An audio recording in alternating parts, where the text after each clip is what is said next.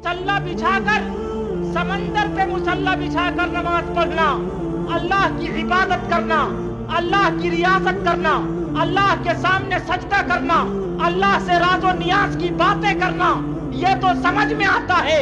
लेकिन हवा पर, फिजाओं में हसन बसरी के सर के ऊपर मुसल्ला बिछाकर अल्लाह की इबादत और रियासत करना, ये समझ में नहीं आता। जिनकी शायरी, जिनके अशार सुन सुनकर शुअरा का एक जम्मे गफीर तैयार हुआ है, जिसने छोटे छोटे बच्चों के अंदर शायरी का जज्बा और शौक पैदा किया है। बल्कि मैंने बंगाल में देखा एक छोटा सा बच्चा, अभी वो हाफिज कुरान भी नहीं हुआ, जिसने पूरा कुरान तो नहीं याद किया, लेकिन उसने दीवाने दिल खैराबादी जरूर याद कर लिया। किसी भी शेर का एक मिसरा बोलते, वो दूसरा, तीसरा, चौथा मिसरा किया तमाम अशार सुना दिया करता।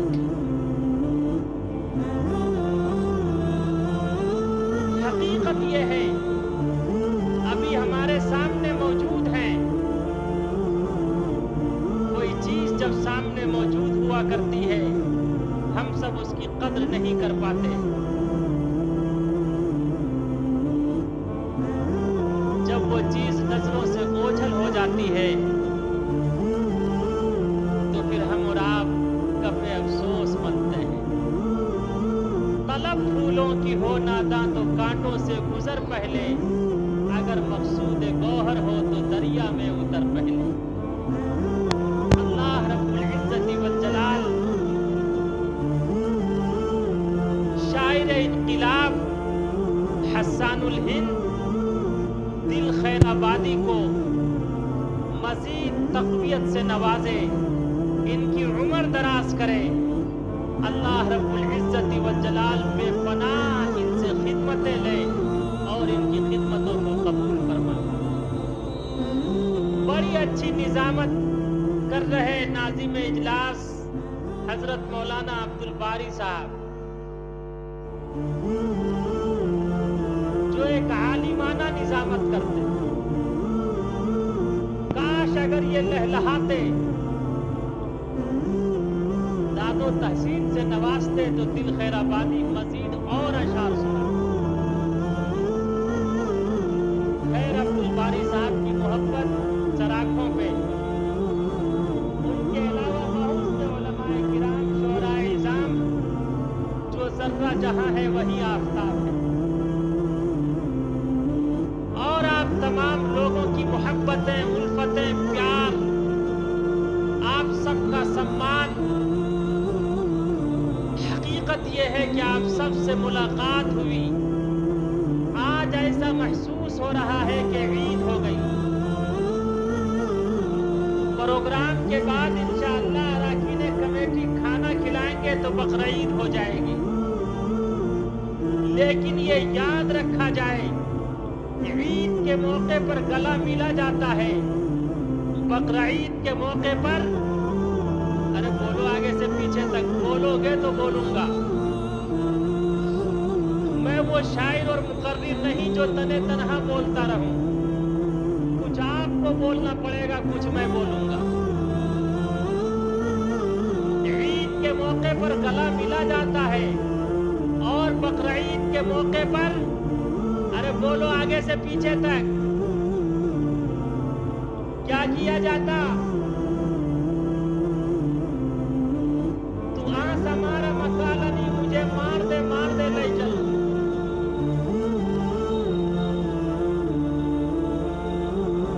ऐसा महसूस हो रहा है, सभी हजरात बहुत ज्यादा समझ रहे हैं। यही अगर मैं बोल दूं कि भालो आज भी, सब देखिए सब कहेंगे भालो भालो।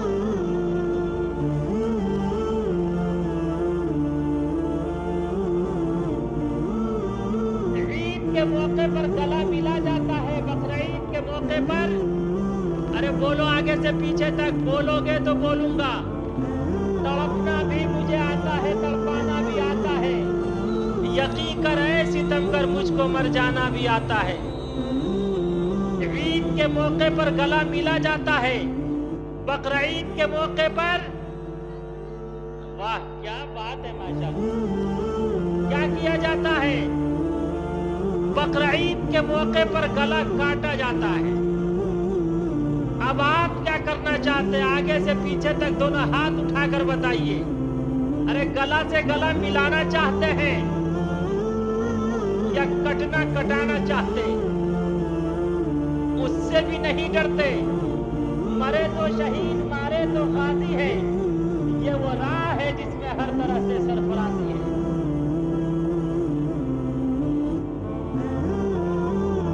آپ کیا کرنا چاہتے؟ آگے سے پیچھے تک بولیے۔ سننا چاہتے؟ ارے یار بولنے والے تو نماز میں بھی بول جاتے ہیں۔ 2-4 ساتھی تھے، دریائی سفر کرتے کرتے انجوائے کرتے کرتے ظہر کا وقت ہو گیا۔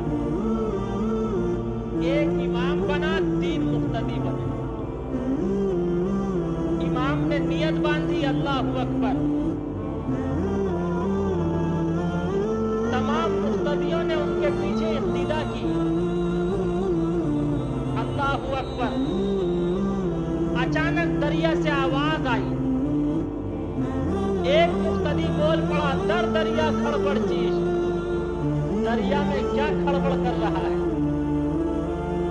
جو اس کے بازو میں تھا دوسرا مقتدی وہ بول پڑا، ماہی باشد یا گھڑیال، مچھلی ہوگی یا گھڑیال ہوگا۔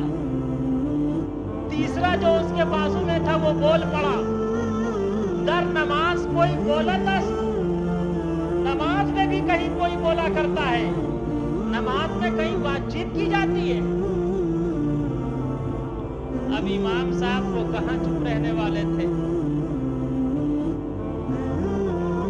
امام صاحب بول پڑے، بھلے ہوا کہ ہم نہ بولے۔ تو بولنے والے تو نماز میں بول رہے ہیں، تو یہیں پر لو فتویٰ، ایک نماز کا جلسہ ہے، ایک آپ کی زندگی کا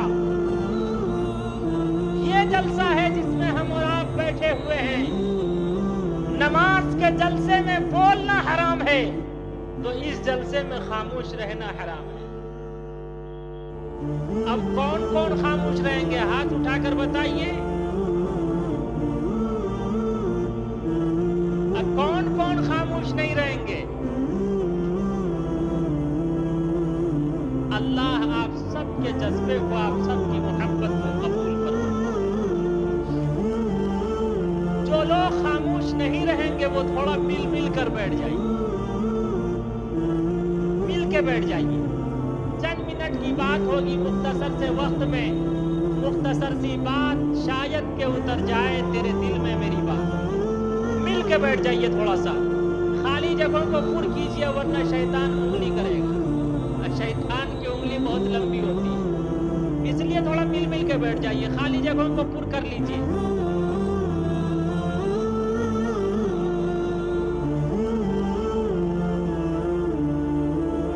دلیلیں کام آئے گی نہ دعویٰ کام آئے گا، دلیلیں کام آئے گی نہ دعویٰ کام آئے گا، دلیلیں کام آئے گی نہ دعویٰ کام آئے گا،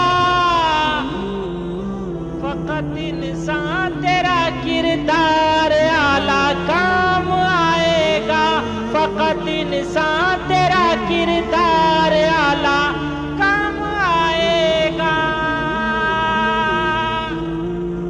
حسن بصری کا نام آپ لوگوں نے سنا ہوگا۔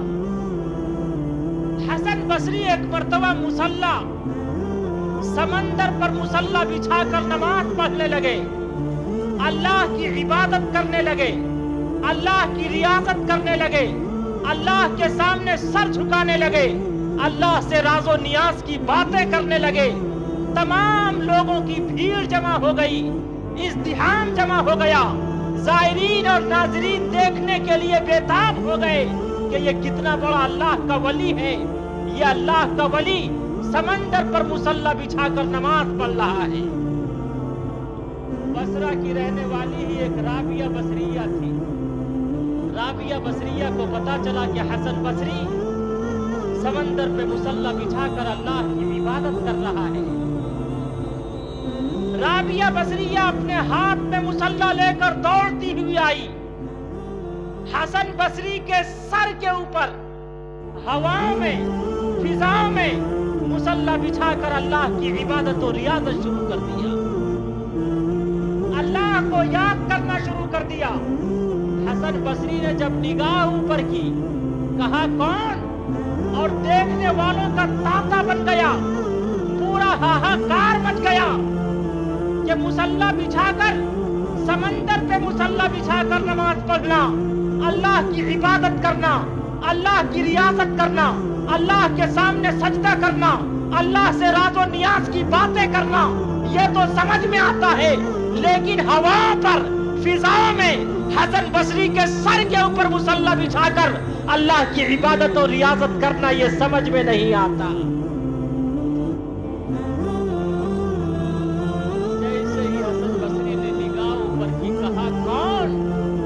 کہا میں رابعہ بصریہ. کہا تیرا یہاں کیا کام ہے؟ رابعہ بصریہ نے کہا اے حسن بصری، اگر اللہ کی عبادت کرنی تھی، اللہ کی ریاضت کرنی تھی، اگر تیرے اندر تقوی تھا، طہارت تھی، پاکیزگی تھی، اگر تو اللہ کا متوالا تھا، اللہ کا عاشق تھا، اللہ اور اس کے رسول کا سمان کرنے والا تھا، ان کے آدیش کا پالن کرنے والا تھا، تو نماز مسجد میں بھی پڑھ سکتا تھا، تو نماز گھر میں بھی پڑھ سکتا تھا.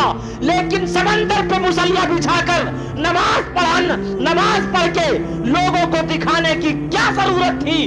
میں تیری انانیت تولنے کے لیے آئی.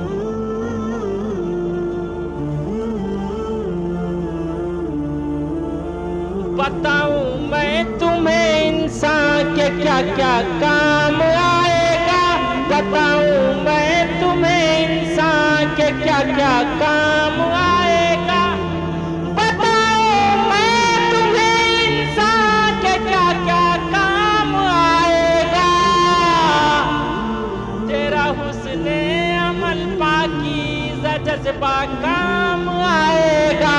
تیرا حسن عمل پاکیزہ جذبہ کام آئے گا.